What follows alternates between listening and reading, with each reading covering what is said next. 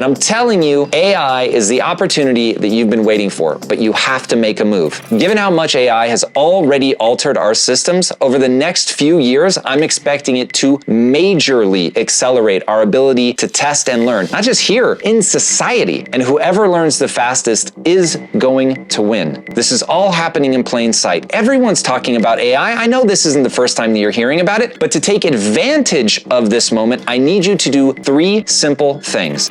1, reframe your thinking around AI. Don't see it as the enemy. See it as a tool. It really is a phenomenal tool. You're not going to be replaced by AI, at least not yet. You're going to be replaced by a human using AI. So please, be that human that's replacing other people. To do that, you need to, 2, figure out how AI is going to disrupt you. Face it head on. Don't run. Don't hide. Identify your vulnerabilities.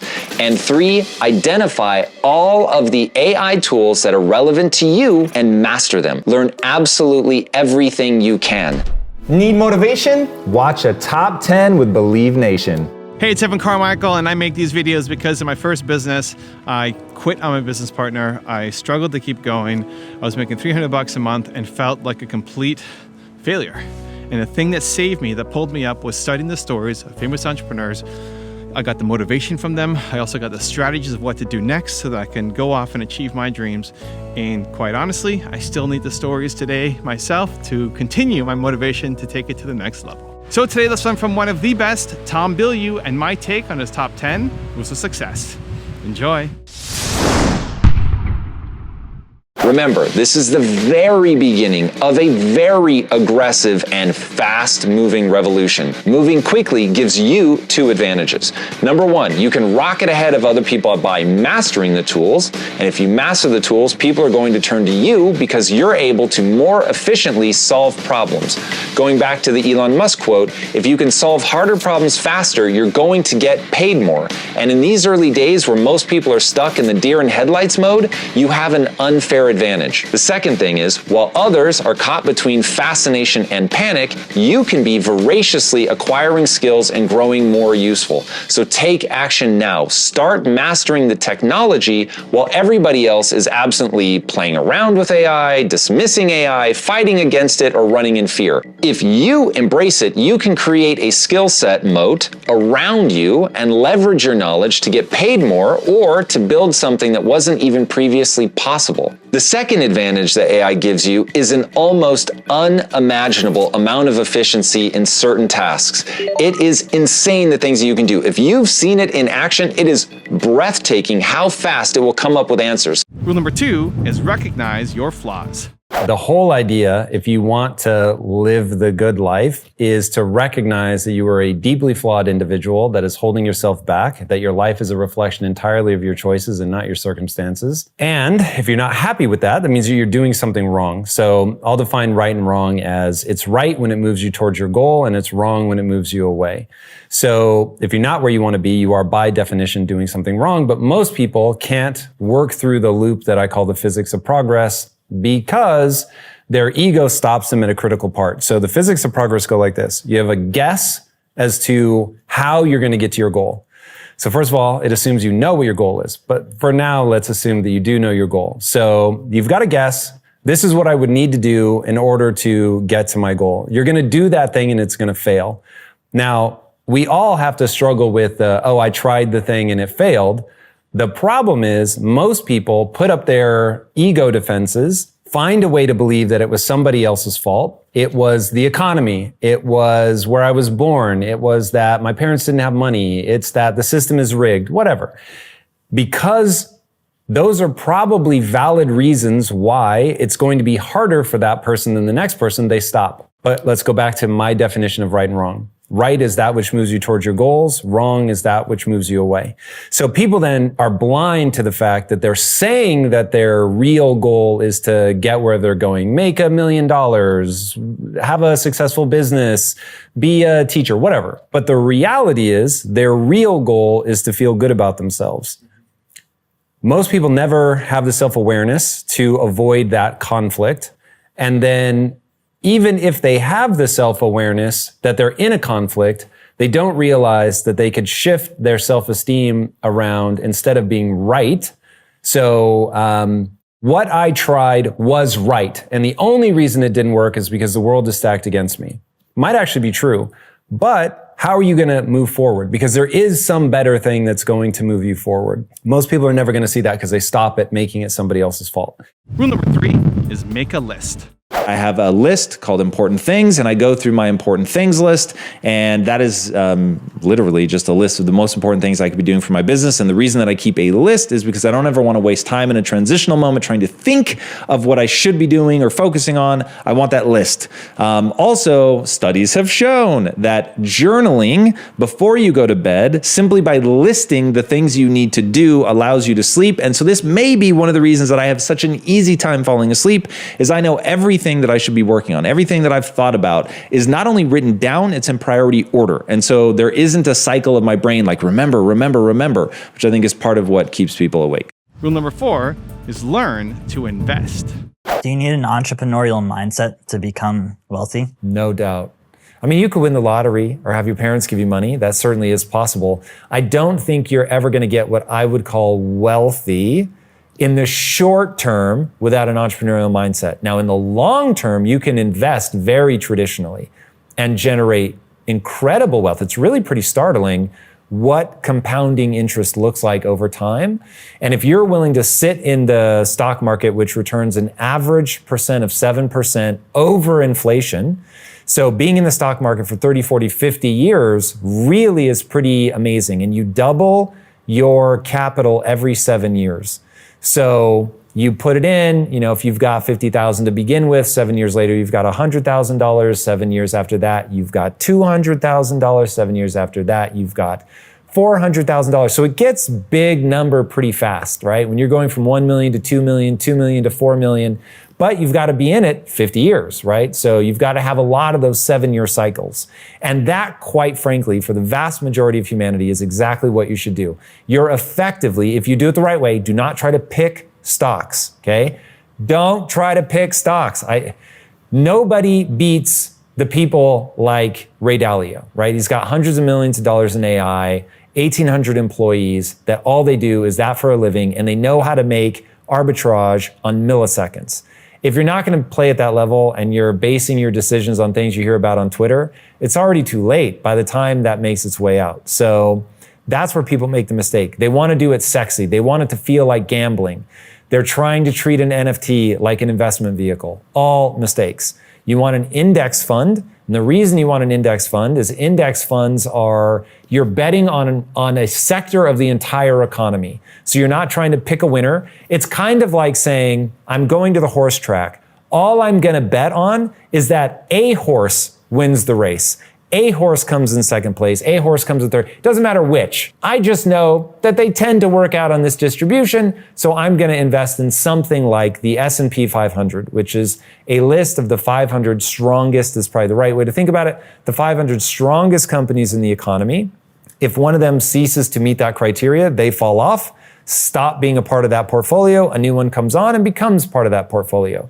So it is not what they call actively managed. So nobody's trying to buy a quick stock. It meets this criteria or it doesn't.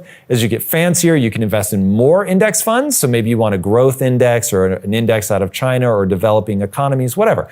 And you can start to broaden out like that, but still index, still passive, still long-term hold. It's the only reliable way historically to buy low and sell high, which sounds stupid, but is the hardest thing to do in investing. Also, to make sure you're actually taking action after watching this video, I've designed a special free worksheet just for this video. The worksheet will highlight all of the lessons learned in this video, as well as pull out our 3 favorite learnings and quotes that will inspire you to actually do something. The worksheet will also give you space to write down what your key takeaways are and your specific plan of action to make sure you're getting results. If you want the worksheet designed specifically for this video, absolutely for free, there's a link in the description below. Go click on it and start building the momentum in your life and your business. I'll see you there. Rule number 5 is set clear goals. How do you go from tech to Quest Nutrition? Dude, everybody thought we were crazy because we were going at the time where it was like, that's how you make your money. This is like the height of, and this would have been 2009. So 2009, everybody in tech, it's like popping off. We've recovered from the dot-com bubble. Like this is where, Facebook is blowing up. There's just so much money. Everyone's like, you're going to get out of that into manufacturing? What are you doing? But we had said, it's got to be something that we're passionate about. It has to be something that I know I'll fight for at 2 a.m. on a Friday night, that I have a reason to be there other than money. And so I'd grown up in a morbidly obese family. So for me, and it was different for all three of us, but for me, it was about fighting for my mom and my sister. And I was like, I want to make food that they can choose based on taste, and it happens to be good for them. And so at 2 a.m. on a Friday, which I always use that because I was real, I remember one time literally being under a wrapping machine with bloody knuckles trying to repair it, because if we don't finish this batch, if the protein matrix gets cold, you lose it. And so every batch was worth $5,000 and we just couldn't afford it. And so I was like, we're staying here till this gets done. I could spend 20 minutes just describing that moment. It's crazy. But anyway, at that moment, when I asked myself, why am I doing this? That I would have a very profound and compelling answer. And so when I could think about my mom and my sister, I'm like, yo, you're going to do this. My sister ends up losing like 120 pounds. It was incredible. So it was awesome. And I had the emotional reason to keep fighting. How do you go and start, like, I see the why, like, here's why I'm going to do this, but how do you even start doing something like that and like coming up with that concept of this is what we're going to have, this is what we're going to offer? Like, is it a super brain concrete state answer for you? So of everything, you need to start with a really crystal clear goal. Okay, so we want to end metabolic disease. Okay, big mission, but what your goal is not clear enough until you know what to do with the next 15 minutes of your life. That's how I look at everything. All right, so my goal is to end metabolic disease. What's stage one? Don't try to change behavior, try to leverage it. Okay, word. So I know people will eat junk food. Okay, so what if we could make junk food that leveraged all of the junk food science, but did it with ingredients that are actually good for you instead of bad for you? Cool. So we're going to need to understand the biomedical markers that we're going to look for. Like right now, I'm wearing a glucose patch. We used to check our blood when we would eat our own product to see, is it working, is it not working? Because we had a belief, and I still believe it to this day, the number one thing you should pay attention to is what is your glucose levels. If your glucose levels are constantly high, you're a diabetic. So it's like, and we know chronic inflammation, all that stems from that. So we just started working backwards on the problem, but you have to have these principles. That's why when you and I were talking in your interview, I'm always trying to distill, what's the principle? So I can abstract it from that moment and apply it to anything. So, all right, this is going to be a nutrition company. Cool. What are we trying to do? End metabolic disease. Why? Because my mom and my sister are struggling from this. I don't want them to die any sooner than they have to, so it's deeply personal for me. What are the things that have gotten them there? They're choosing food based on taste. Could we get people to choose food based on taste and move them forward metabolically? Yes, we can. What are form factors people are already used to? A protein bar. Why hasn't anybody made this protein bar before? As we found out, it's because all of the scaled up equipment had been engineered over 70 years with the use of high fructose corn syrup. Once you take the high fructose corn syrup out, because it will elevate your blood sugar, which defeats our whole purpose, once you take that out, it won't run through the equipment anymore. So now you have to be willing to become your own engineers, and you have to develop your own equipment. It's crazy. Rule number 6 is become better. I remind myself in business all the time, my current skill set has already taken me as far as it's going to take me. And so if I want to go farther, I have to get better. But if you don't believe that you can get better, then you won't put the energy and effort into getting better. But because it becomes incrementally more difficult to get better, you begin to confuse it with, I've reached the edge of my capabilities. Then if your ego is built around, I'm right, not that I can identify the right answer, I am right. So I've done all the things, I hit the edge of my current abilities, and I have a belief that I don't know that I can get any better. And I have the ego defenses coming saying it was somebody else's fault anyway. Cool. Then I'm off the hook. I don't have to be confrontational of this reality that I've reached the edge of what I'm capable of, which sucks. That feeling of like, I'll never be as good as somebody else, that feeling eats at us in a really gnarly way. So that's where you get clobbered to death with, I no longer am optimistic that I can get better because all my big gains, my early gains, those went away. And my subconscious hands me a ready-made excuse for why this isn't my fault, and I take it and I exit. Rule number 7 is get enough sleep. Next question is from Daniel Breeze. Hi, Tom. I go to bed at 9. My man. Alarm at 5:30. Shame on you. It's still not enough sleep. Get more. I want to wake up without the alarm. Any tips on how to feel rested with less sleep? I have absolutely no tips on how to feel rested with less sleep. My only tip is how to feel rested, which is to get as much sleep as you need. Now, while it's really annoying to me that right now I'm sleeping 7 and 8 hours versus my normal 5 and 6, it is what I have to do to be cognitively optimized, and therefore I do it. I won't say that I don't complain, as you hear me doing right now, but I think that the priority remains being cognitively optimized, not being tired. I think being tired is a unique form of torture that I absolutely despise, and to get the most out of my day, to make the most of whatever hours I'm awake, I would rather be super sharp and well rested than try to wake up really early, be tired, be slow, be miserable, and quite frankly, not have the ideas coming from my subconscious, which I find is slowed or even muted if I'm too tired. So while there are rare occasions where I will set an alarm, I wake up to an alarm certainly less than 10 times a year. So a year. So if you can do what I've done without setting alarm more than 10 times, then I just truly go to bed early, sleep as much as you need. Now, what you're probably going to find is in the first couple of months, you're going to sleep a lot. You might be sleeping 8 to 10 hours because you've been so sleep deprived. But sleep is just incredibly important. I read a study. This is so fascinating. Your brain reduces in size. So think of it as inflammation, and then reducing that inflammation, not actually growing and shrinking, but it reduces in size, which allows it to flush out. I'm going to use the word toxin. I hate that word, but it allows it to flush the system clear of things that it wants to get out of the brain. And the only way that it can do that is by reducing that inflammation, which it only does when you sleep. So that's but one of the many things that they're beginning to uncover is incredibly potent and powerful about sleep in terms of its relationship to the brain. So I just cannot stress enough, get whatever sleep you need, suck it up. If you have to start going to bed at 8 in order to make it to work on time, do it. If you have to go to bed at 7, do it. And I know people always push back, I need to unwind, all of that. No. If you're watching me, I make the assumption that what you need is to become great. It is to really actuate and actualize all of the potential that you have latent within you, and that you're trying to do something extraordinary with your life. And you're trying to do that, by the way, because it is the thing that makes you feel most alive, not because there is some moral imperative to do so. So that's what you need to do. And the only way that you're going to be able to get that is to get your sleep. Rule number 8 is accept risks. Basically about risk and how to manage that. Right. So going back to risk, so you have those two paths before you. You've got the high risk, high reward. Then you've got the much lower risk, much longer time horizon to get wealthy. And so that's where I would advise people, if you're going to bet on yourself, accept a lot of risk, but know that it's like most businesses fail, but it could still be the ride of a lifetime if you've got meaning and purpose, right? So I still don't know if impact theory is going to do what I want it to do, but I show up every day and fighting for it feels awesome. And so I've already spent 6 years of my life just doing the same, trying to build it. It's been 6 of the best years of my life. So it's like, okay, well, nothing can take that away. So even if it ends up failing, while I will be, there'll be a moment of emotional trauma, that doesn't negate all, going after something that really matters.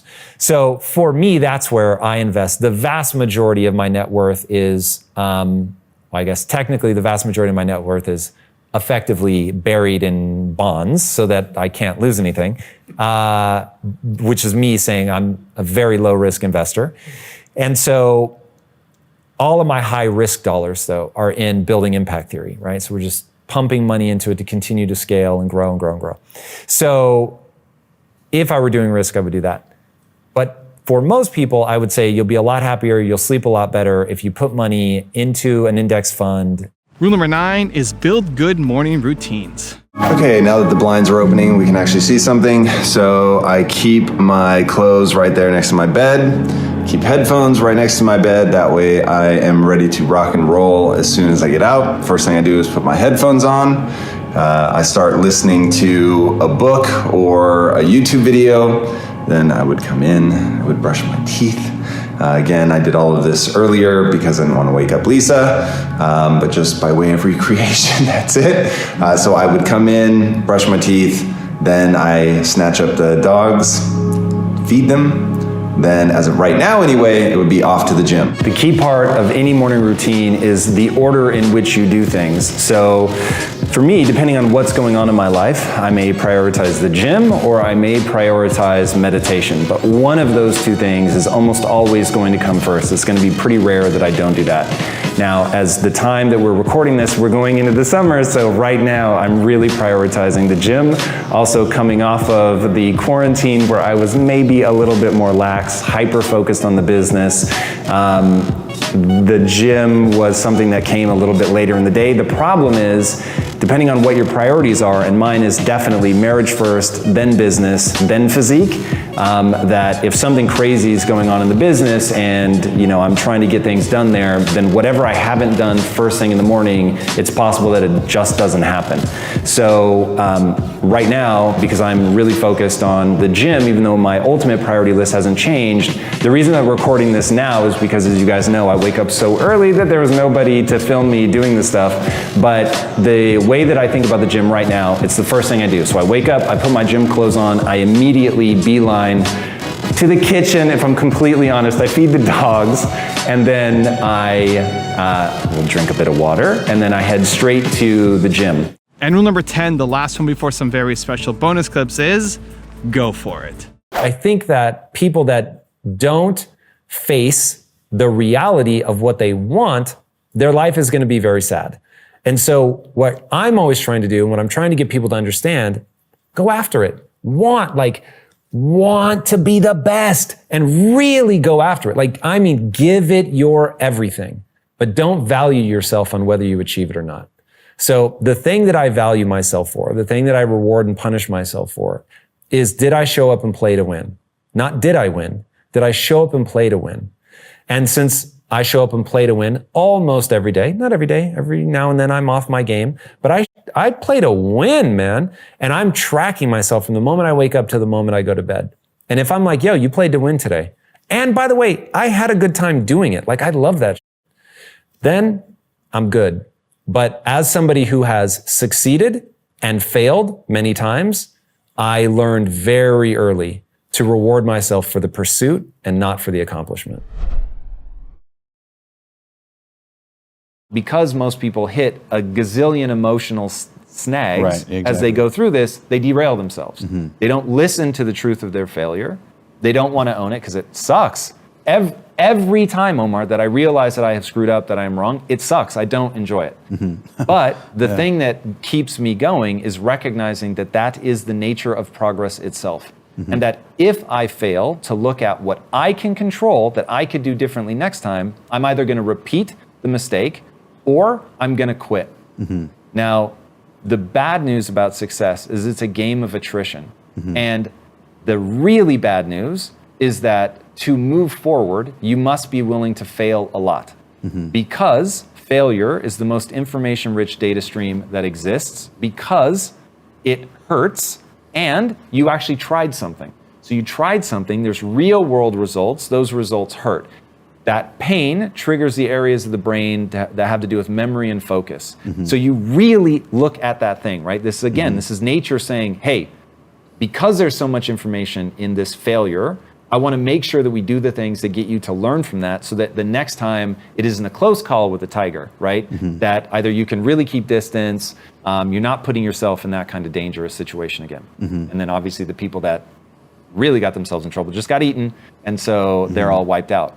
And so that becomes this loop. But every time you fail, you get this aversion response where you don't want to do this again. You don't want to look at it. You don't want to face your inadequacies. Right. And it's really rough. And then it's magnified 1,000-fold by social media. Because now 1,000 people are telling you that you're a moron. So it is this and you really... have a team and money and time and energy and You magnify that 1,000,000-fold. Because now there's a lot at stake for a lot of different people. And so most people, they just can't keep iterating. And so it is the game. And there's, as far as I can tell, and look, I'm constantly updating my mental models, but as far as I can tell, that's the ground floor. That really is the physics of progress. And if you can't figure out that when I just failed, and I failed publicly, and people are making fun of me, in that moment, can I just stay centered, or get centered again, because of course you're going to get knocked off?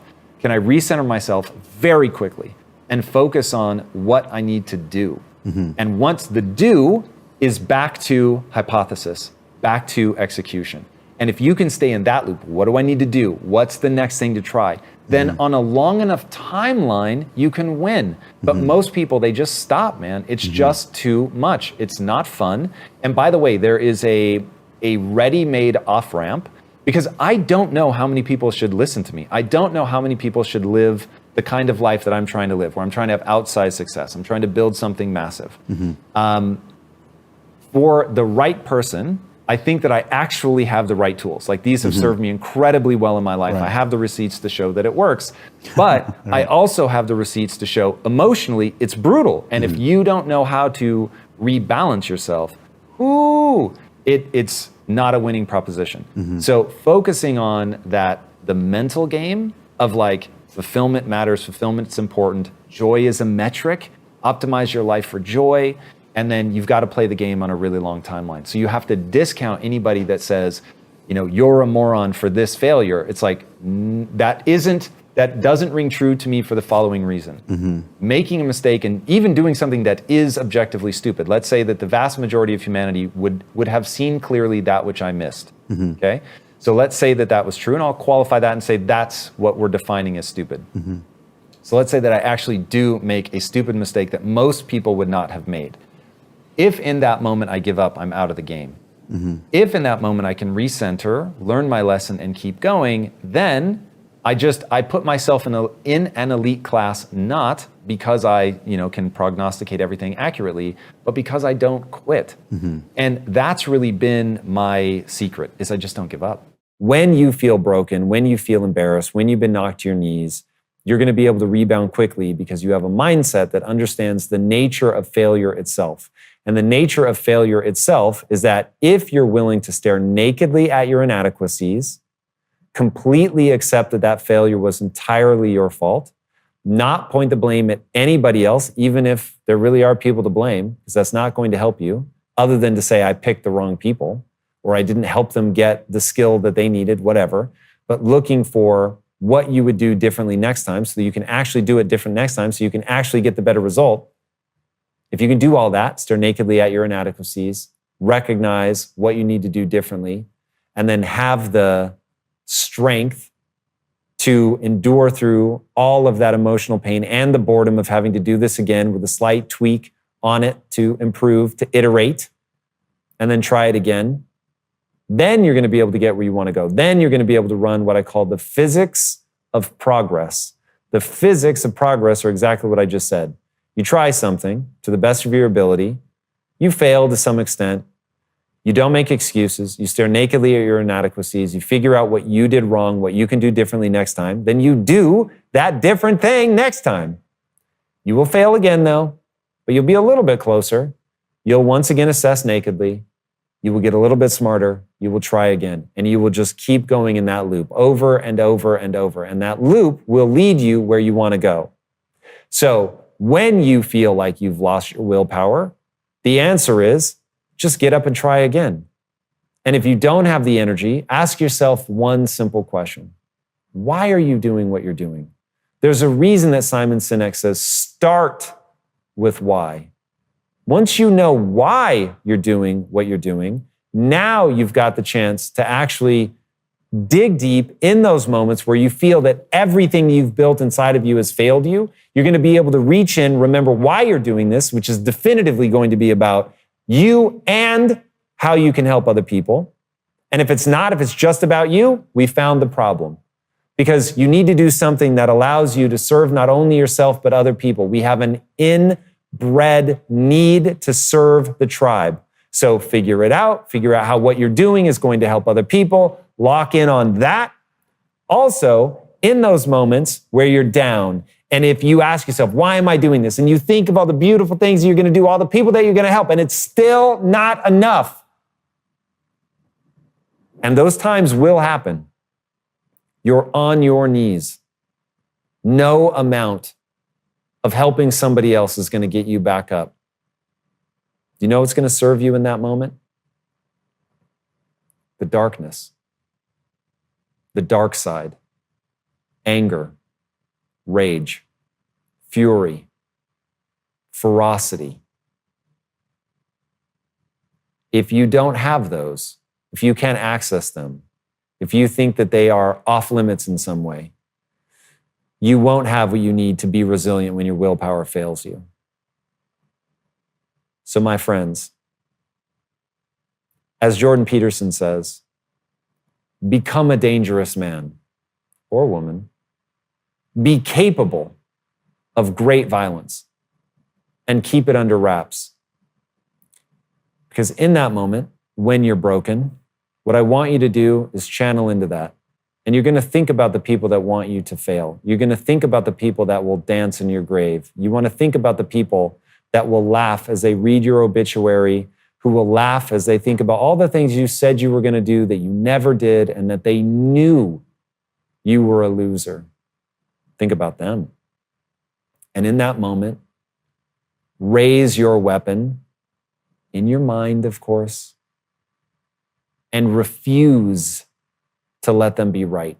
Hi, Tom. I love the show. You've mentioned previously that as an entrepreneur, you've had to battle extreme laziness and personal disengagement.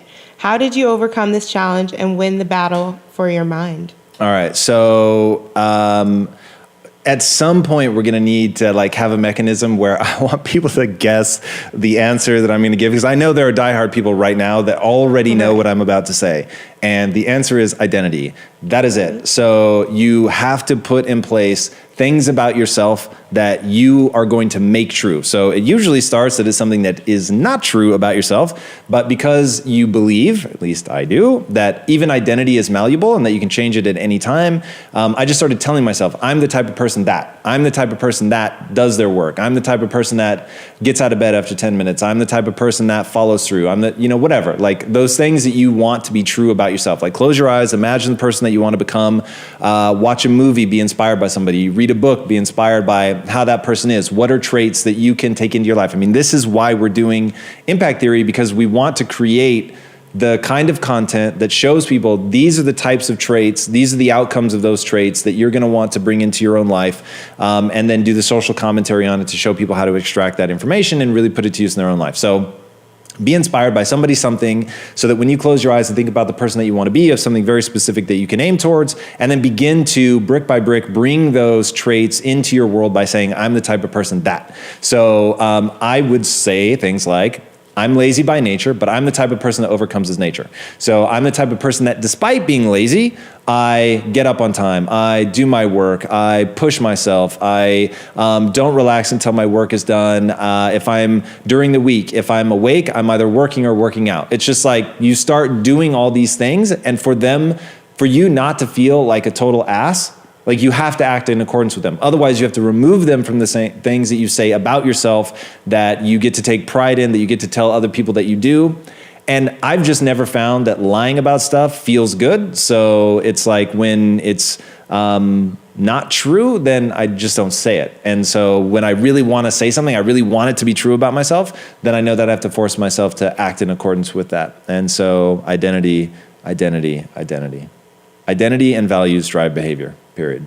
I think that people should absolutely look at what is it that gives you more energy, because it's a game of attrition. You're playing a very long time horizon. You're going to fail a lot. There's going to be a lot of having to figure things out and making mistakes, and a lot of that aversion energy is going to come in as you struggle with this or whatever. If the thing itself isn't replenishing a large amount of that energy, then you're really going to be in trouble. The doing should be joyful. And so I think the right question for people to ask isn't what would I do if I knew I couldn't fail? It's what would I do and love every day, even if I were failing. When you think about what you could enjoy failing at, now you're on a much more interesting path, right? Because, okay, I can be in here, I can fight this fight, I can struggle with this thing, and over time, obviously, I'm hoping that I figure it out and I win big and all of that. I knew that I was sort of burning my fuse, and that I was just banking that I could get rich faster than that fuse would run out. Right. And I lost, and the fuse ran out before I got rich. And so, thank God, because in that, the rest of my life hinged, and everything turned on that because of that moment, because I knew that, one, tomorrow's not guaranteed to any of us. Once you know, okay, I'm on borrowed time, I don't know that I'll ever be successful. If you have a fuse, the odds of it running out are much higher than you finding success.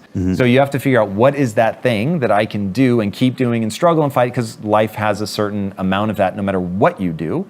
And going back to that, you have evolutionary pressure to work hard. So if you know you're going to have to struggle at something, then you should very much struggle at something that gives you energy. Now, what is it that I focus on and think about that gives me the energy to keep doing all of this? I have a very simple mission. It's simple to articulate. How about that? To pull off is going to be, very, very difficult.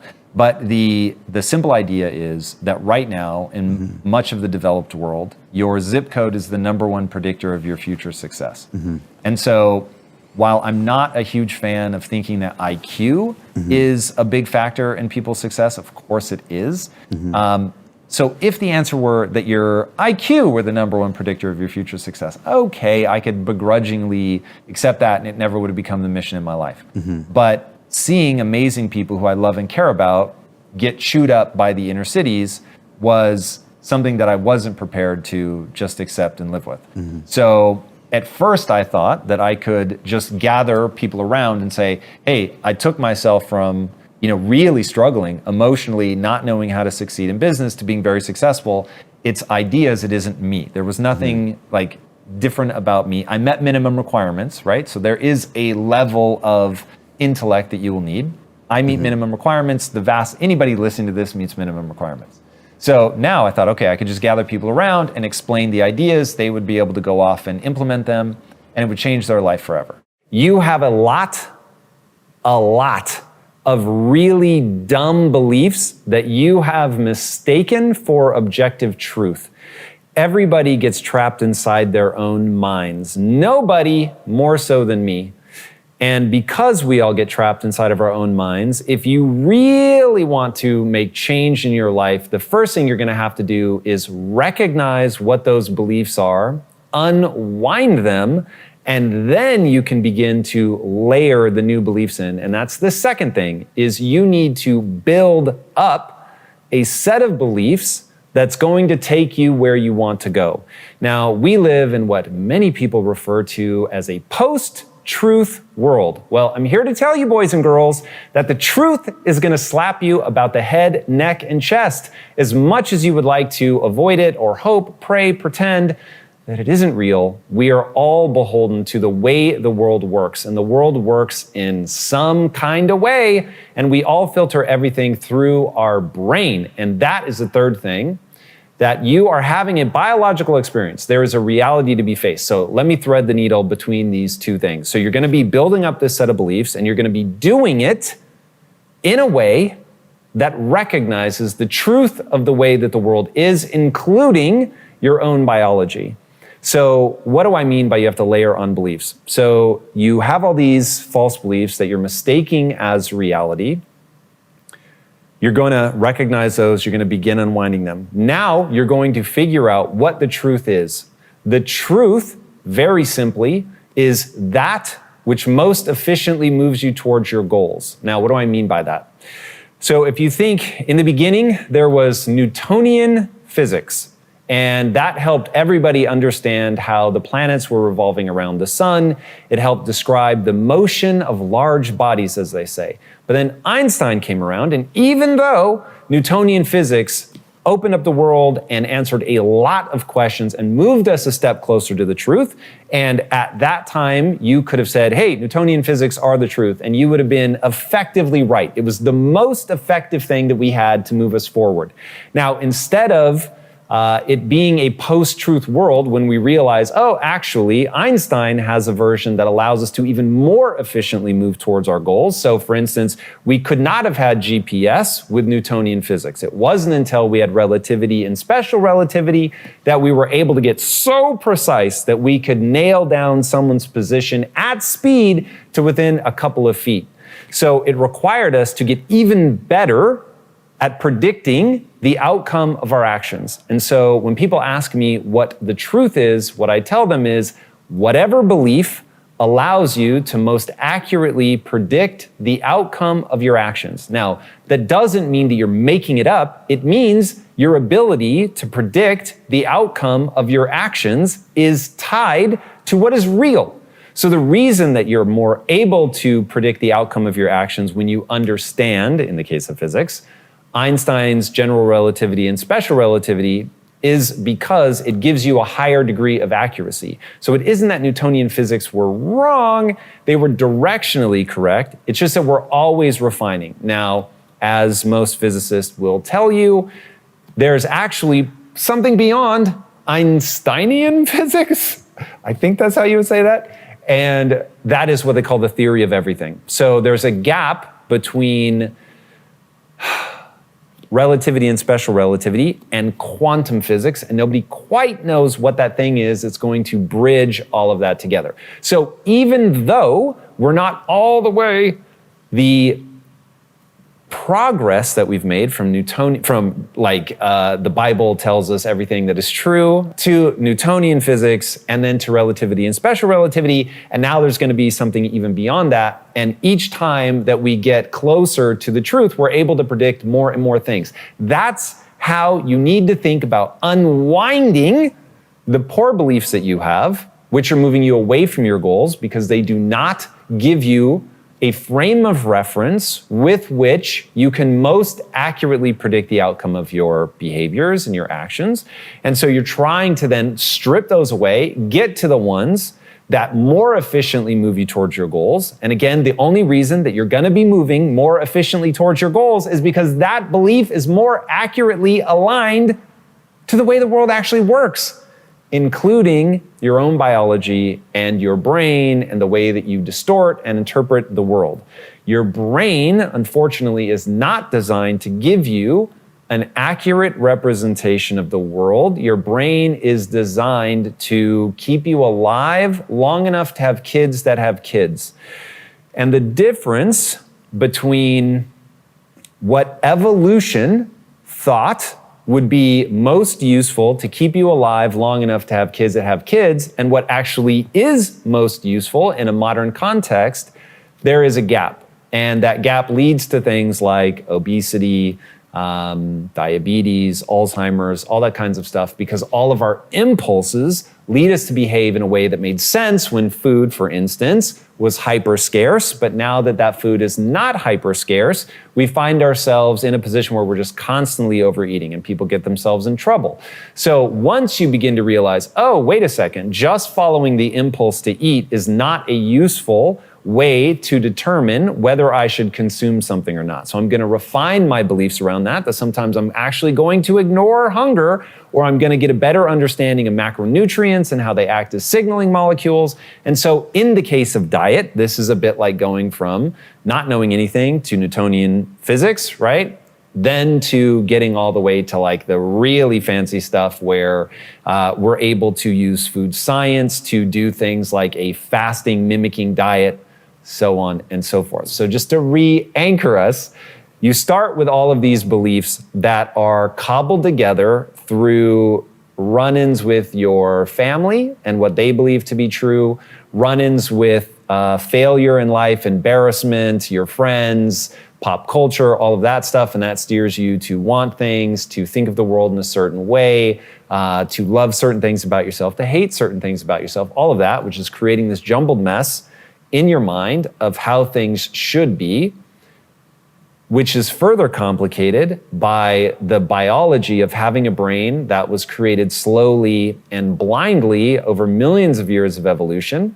And as you begin to understand things like, and this again is a partial truth, but it will get you directionally in the right direction, that the brain is comprised of 3 layers, again, only directionally accurate. And you have what they call the lizard brain at the center, all instinct all the time. Then you've got the mammalian brain, all emotion all the time. And then the outer layer, you have the human brain, we'll call it, which is the part that is able to process higher level cognition. And so when you understand that you have a brain directionally that's made of those 3 layers, then you can begin to realize, oh, so I don't just need to, just like I'm not going to use hunger as the determining factor as to whether or not I eat, I'm going to have a more nuanced understanding of my biology and why I might feel hungry even when I don't need calories. I'm not just going to listen to my emotions. I'm going to realize that my brain works in some kind of way, and I need to layer in a belief system about how the brain works that allows me to more accurately predict the outcome of my actions. So instead of just being emotional, which is going to lead me to a suboptimal pattern of behavior, where people get angry at times where building a bridge would be a more appropriate response, or even just calming yourself down, or they are fearful in the face of an opportunity. Take speaking in public, for example. Much of my success at Impact Theory has been built on my ability to speak in front of a camera or in front of a live audience. But nonetheless, I had all kinds of fear, especially in the beginning of doing that. And so recognizing, oh, that fear was meant to keep me alive when I was a part of a hunter-gatherer band of people, and I had to be very careful about pissing off anybody that was in charge, and I could find myself isolated. And so I had to fight through that emotional layer to get to a cognitive, logical layer that allowed me to come up with a belief that it was okay if I failed, it was okay if I risked things and embarrassed myself. It's even okay if I get pushed out of one group, I can always find another, right? In a modern context, all of that makes a lot more sense. And so as we refine our thinking and build this new set of beliefs, we can actually get closer, again, to predicting more accurately the outcome of our behaviors. This may be the biggest problem we face as a society. People don't remember that skills have utility. They let you do something. You don't learn to build a house to impress your parents. You learn to build a house so people can live in the house you build. And once people understand that, like, holy you're building this house so somebody can live in it, build a home in it, have a family, be sheltered from storms, like, it's a real thing, man. And so all of that effort and energy you went into, I have the chills right now, is so you can create that moment for yourself, for other people. It is something so much more than going to architecture school, which maybe you went to because your parents wanted that and they were architects. And so you do that thing for that. And you forget that the whole reason you became an architect was to build houses. And so once people realize, oh, I'm putting all of this time and energy to build these things because they let me do something. What do I want to do? What do I want to give? What do I want to create? When you look at skills from that perspective, it is being a superhero. It is being a superhero. You're going to collect these abilities. These abilities actually let you do something. The fact that Superman can fly allows him to save people, allows him to do things other people can't do. We all have this opportunity to become capable of the extraordinary, to be able to do things other people can't do. And that feels so good. Fulfillment is very simple for me. And it has to do with the directives that are embedded in your brain from an evolutionary standpoint. So you must work hard, it's embedded in your brain, to acquire skills that matter to you, that allow you to elevate yourself and others in service of a goal that's both exciting and honorable. So exciting and honorable means that you're just amped about it. You dig it. So I dig storytelling. I do. And I want to help people through storytelling. I do. My life circumstances have led me to that. The way that I'm hardwired, I just have an outsized response to stories. And so I'm drawn to that. And because of life experience, I want to use stories to help people. So that's very exciting for me. Now, it's also honorable because I'm not just looking to make myself rich or be admired for telling a cool story. I actually want to help people with that story, and I hold myself accountable to that. So when you have that cocktail, you're working hard to garner a set of skills that allow you to serve not only yourself, but other people. That's fulfillment. So people can say whatever they want. And I know, like, if I'm actually out there every day doing my best to help people, I'm going to feel good about that. Now, I'm not going to feel good about people misunderstanding that. That's still going to suck. But I know what's in my heart. And so if I'm like, no, for real, I'm showing up no matter what people say, I really am showing up to help people, then that will give you the emotional resilience that you need to see yourself through. So fulfillment it's able to withstand even moments of unhappiness. And when you have fulfillment, the thing that you believe in that you're fighting for, then it gets easier to push through, whatever frustrations, difficulties, the mob coming after you, whatever. If you don't have that, and you were just trying to be famous or get approval, and it feels like the entire world is piling on you, you just are like, yeah, I'm done with this. So there really has to be something you're fighting for. There are almost certainly a lot of things that you're doing that are going to keep you broke. The first is what we were talking about in the last question. It's all about financial literacy. Do you know how money actually works? As somebody who came to this game really late, I understand how easy it is to be educated, to be, dare I say, intelligent, and still not actually understand how money actually functions. And so you want to make sure that you're taking time to get financially literate. The next thing is, and some of these are going to be so basic and people don't do them, you need to stop spending so much money. Most people live paycheck to paycheck. Even people that are making six figures live paycheck to paycheck. It's something like 2/3 of people that make $250,000 a year still live paycheck to paycheck. So the goal is, instead of flexing on how much money you make, you want to make sure that you're living below your means.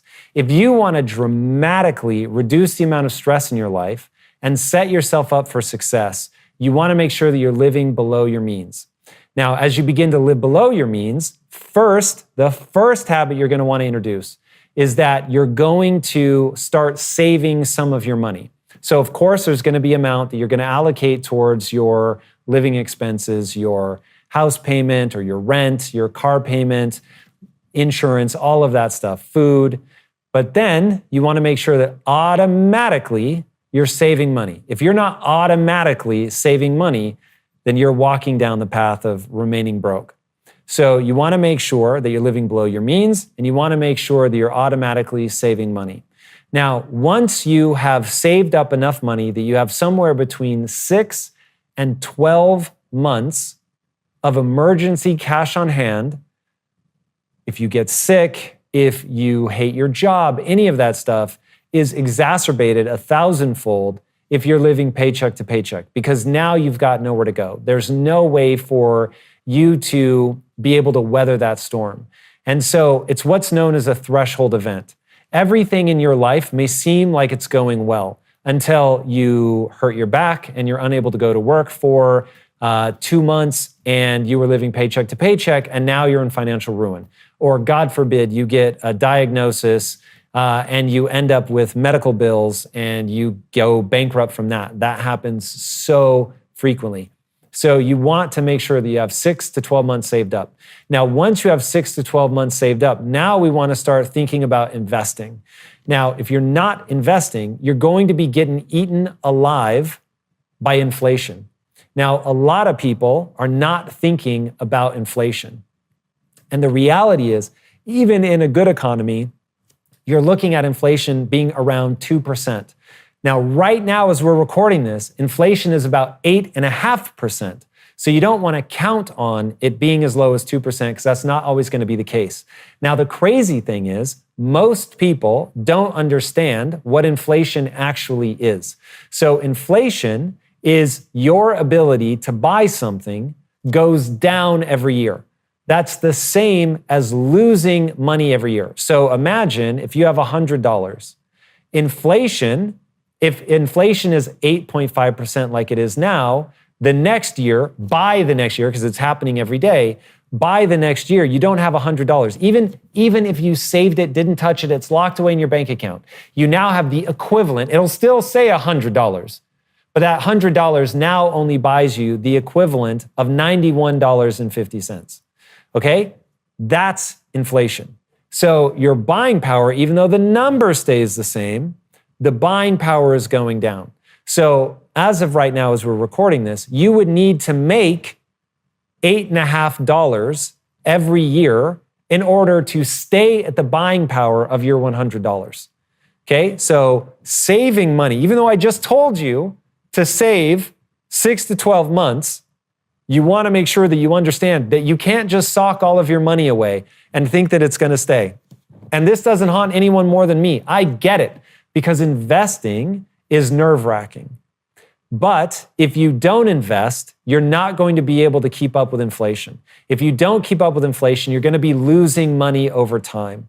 And if you're losing money over time, that nest egg that you're going to hope takes care of you at the end of the day isn't going to be there for you.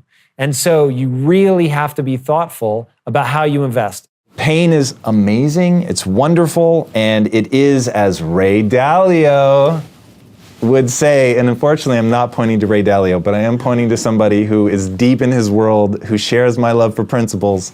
As Ray Dalio would say, pain plus reflection equals progress. Some part of me wishes that we didn't need to go through the pain. Some part of me wishes that pleasure burned things into your mind as powerfully as pain, but it doesn't.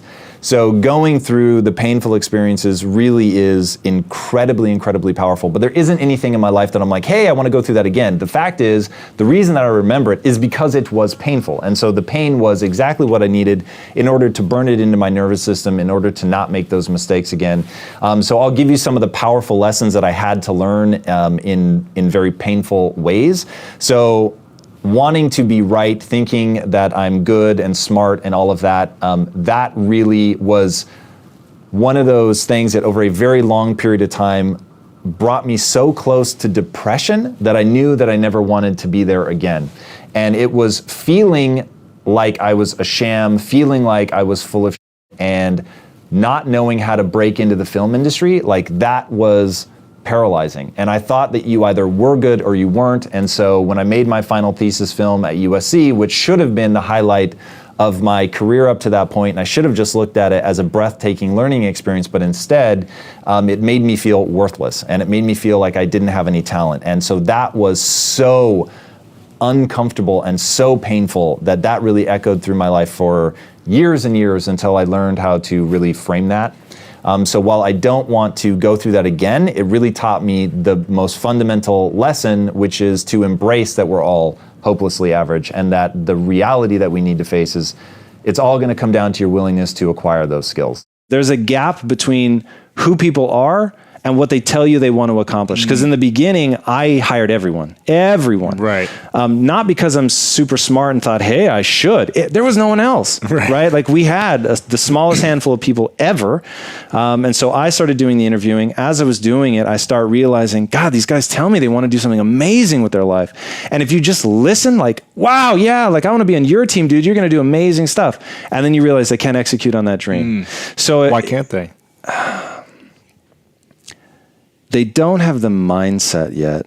Like you could do an entire podcast series on how to get the mindset, but I'll just use Carol Dweck and her amazing book, Mindset. I have it up there too on the shelf somewhere. I'm sure. Such a good book. I see Simon Sinek up there, who is also very influential in us. Yeah. And she says some people either believe they're as smart as they're ever going to be, and that's that. So they're going to be ego protective, and they're going to, try to thwart anything that makes them feel like they're not the smartest person or whatever.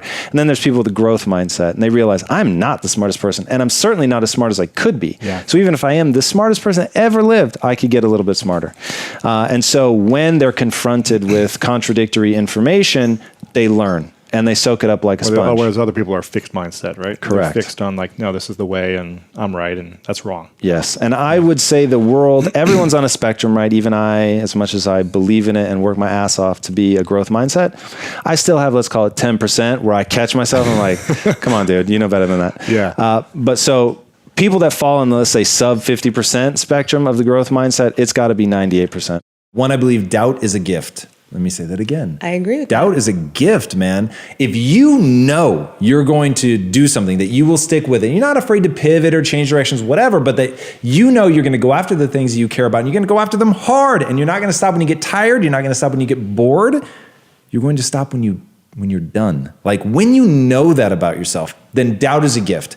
And so, man, I actually wish more people in my family would doubt me. At this point, my family, they don't doubt me externally. Like they don't vocalize it. They may all doubt me like crazy, but they don't do me the kindness of letting you know. Exactly. So the reason that is a gift is because I believe that human beings are wired to leverage two different things. One, the beauty of what you're trying to create, the people that support you and love you and want to see you succeed. Like that's amazing. That feels good. It's going to give you energy. And I think you should spend 80% of your time there. There are times, however, especially when something gets really hard, really painful, that, and I've talked about this before, but if you're doing a research on pain tolerance, the one thing that they know universally will allow somebody to tolerate more pain is anger. Actually expressing anger. So if you put somebody's arm in an ice bucket and make them hold it there, like at first it's not so bad, but then it really gets to the point where like this hurts. And when it gets to the point where it hurts, if you want, it's something like 30% longer. If you let people go and like really express like anger and rage, they'll be able to deal with that 30% longer. So there is something you're able to marshal the body's resources when it gets really hard. So in those moments, that's when I turn to the people that hate on me, that want to see me fail, that doubt that I can do it, like, and use that in that aggressive, dominant way to really push through. And like, under no circumstances will I let that person be right. So that's incredibly powerful. Now, the second part is they're doubting you so much that it's beginning to hurt your own mind. So now here's the thing. One, if somebody is chipping away at your ability to believe in yourself, you need to distance yourself from them. Now, this gets really hard when it's family, but it's absolutely critical. To me, like if my family were bringing me down with all the love and compassion in the world, I would let them know, hey, I can't be around this level of negativity. So we have to come to an agreement. Either you're just going to stop, like keep it to yourself, or I'm going to have to spend less and less time with you. So let me be very clear what the rules of engagement are. I love you. Like, let's really make it hard. Mom, I love you, Mom. I love you more than you can imagine. I love being around you. I want to spend time with you. But the things you're trying to do to protect me, because her intentions almost certainly are good, the things you're trying to do to protect me are actually eroding my confidence. I would not words like this, these exact words, okay? This is the exact conversation that I would have with my mom. So it's beginning to erode my confidence. Confidence is one of the most important things that anybody needs to cultivate if they're going to go on to be successful. So I fully understand that you only have my best interest at heart, that you really want to help me and you want to make sure that I don't make a mistake that could be very detrimental to my life and my career and where I'm headed. So I understand that those are all really, really beautiful intentions, but they're having this unintended side effect. So because of that, I either need you to stop or I'm going to have to spend less and less time with you, which would be utterly heartbreaking for me. So let's agree to disagree. Let's agree that when we come together that we're going to talk about positive things, beautiful things, wonderful things. And then if she can't help herself, stop spending as much time with her. It's that simple. It's not easy. I get how painful that would be, but you have to. And when she then calls and is like, you don't come around as much anymore, you say, we had the conversation. I was brutally honest with you, what I need to protect my self-confidence. I know that you don't mean to do it, but you're still doing it and I can't be around it. So until you can figure that out, and let me tell you all the times where you were saying this, that, or the other. And again, I'm not questioning your intentions. I know your intentions are good because that's immediately where she's going to go. But I'm just trying to protect you. Like I say those things because they're not really negative. Why are you taking them negatively? This is your fault. You're gonna hear words like that. And so you just need to be abundantly clear. I have a line in the sand. I love you. I have all the empathy and compassion, but I'm not gonna be around that. So, and then as you distance yourself, she will change her behavior or she'll entrench. If she entrenches, you know everything you need to know about her mindset. That's toxic, whether it's your mother or not. And then if she doesn't entrench and realizes, whoa, like even if I believe to the core of my being that I'm not being negative, those things are perceived as negative. And that's one thing that you can say that'll lighten the load. Hey, maybe those things really are positive, but just so you know, I'm interpreting them as negative. They're affecting me at a visceral level as negative. So for me to keep coming around, they have to be excised from our relationship, period, simple. What I learned long before I actually became successful was that success wasn't going to change my insecurities. And I think most people go into it thinking that success is going to eradicate their insecurities. They look at somebody that's successful with this admiration. And they think, when I'm that successful, I will look at myself with that admiration. And it doesn't work like that. So, and what's super interesting, it's not surprising at this point. This would have surprised me in my 20s. But like I said, thankfully, I learned these lessons when I was still struggling, is that your insecurities are going to go with you wherever you go. And the name of the game is really about skill set, and skill set in a few different ways. Skill set in, there are things that I want to accomplish in this world and I must get good at them. But then there's also skill set in managing my own mind. And that is the real juice. So you gave me that poster, Outwork Everyone. And when I was writing a message on it, it's like, to outwork everyone. There is a certain thing that must be true in your mind, which is you have to know that all you have is this moment. And so success is not some thing in the future where you will cross a finish line and feel forever the way you've always wanted to feel, which is what people think. Success will feel exactly like this moment. Whatever your life is right now. If it's a mess, I could give you $1 billion and it would still be a mess. And so understanding the name of the game is really to optimize the way that you respond to your environment, the way you respond to your challenges, the way you respond to difficulties. That's it. I've been here for almost 6 years and desperately want to leave, but don't have a skill set to get me away from this industry. So I'm miserable and it's hard to hide what I'm feeling. How can I cope here while I build up other skills? Thank you.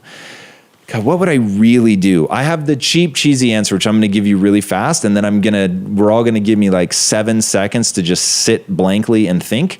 My cheap and cheesy answer is that I would start looking for what's the ideal industry that I want to be in. And I would identify that. And I would then say, okay, like vision board it, hang it on the fridge, whatever. Like I want to get into this world. I'm really excited about and deeply passionate. And then I would start nights and weekends working to acquire the skills. And I would set myself a goal. And honestly, a year is plenty of time. A year is plenty of time for you to get enough skills that you could go into an interview and convince them that you know what you're talking about and it's worth taking a shot on you, even if that means taking a pay cut. All right. So that's the kind of answer that we've heard from me 1,000 times. It's very true. It's very real. And that may be exactly what I would do, but I really want to think about this for a second.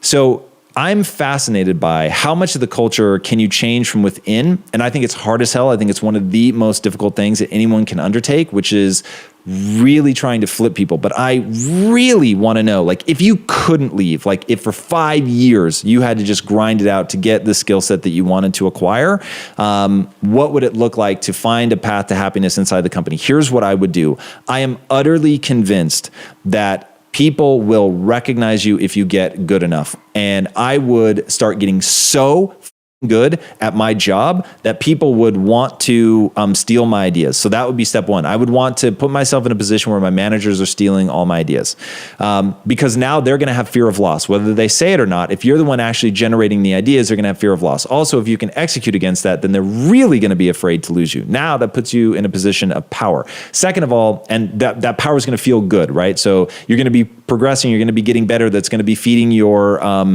confidence, your self-esteem, which is very, very helpful when you're dealing in a difficult environment.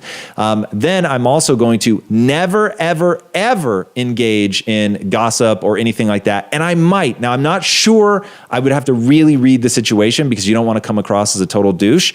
But one thing I might start doing is the next time somebody's like being really gossipy about somebody, I would say, you know, it's really interesting. I'm practicing the saying, I heard this piece of advice on this random guy's web series, and he said, you get what you focus on. It's really interesting. So while that may be true about that person, I'm trying this new method of flipping my criticisms into compliments. And I don't know, you guys might think I'm crazy, but what do you think about this? And then I would compliment that person, or just get the out of that conversation. But if I thought I could pull it off without being a douche, and I thought I might be able to begin swaying people's ways of being, and trust me, I know that would take a very long time because humans are prone to gossip. It is, by the way, one of the ways we transmit ideas. So you may not ever be able to stop the gossip, and we may not even want to as a species stop the gossip, but 80-20, right? 80% of the time should be about the things we're excited about, cheering people on, totally amped up, super excited for them.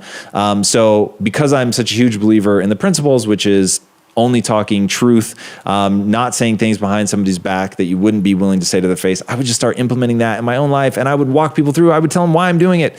I really could go on and on about that, and I'd be so interested to see if that would really work in real life. But I don't think that you have to choose between those two. So I know that on the other hand, nights and weekends, getting the skills to get out, that you can do. And also, honestly, what I would do is cut your expenses to the quick so that you don't need as much money, so that you can leave sooner. Intern for somebody nights and weekends. If you can go part-time, do it, and then start interning for the industry that you want to be in on the day or days that you're able to free up, or go be a freelancer. I don't know what industry you're in, so I don't know how easy it would be to freelance.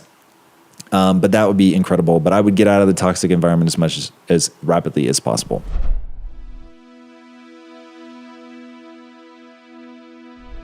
Because you made it this far in a video, I want to celebrate you. Most people start and don't finish. Most people never actually follow through. Most people say they want something, but they don't ever do the work to actually get it. But you are different. You are special. Believe Nation, you made it here all the way to the end, and I love you. So as a special celebration, if you put a hashtag Believe down in the comments below on this video, I will showcase you and celebrate you somewhere on the screen in a future video because you are awesome. For 10 more amazing rules from Dean Graziosi, check the video right there next to me. I think you'll love it.